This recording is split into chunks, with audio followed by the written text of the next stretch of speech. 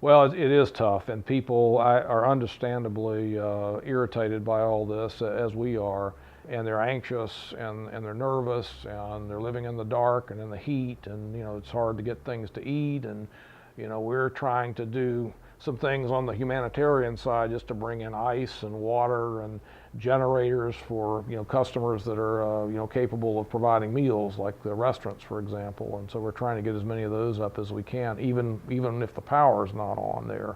You hope people are patient, but you understand completely when they're not. And so we're working very hard to try to just fix all this as quickly as we possibly can.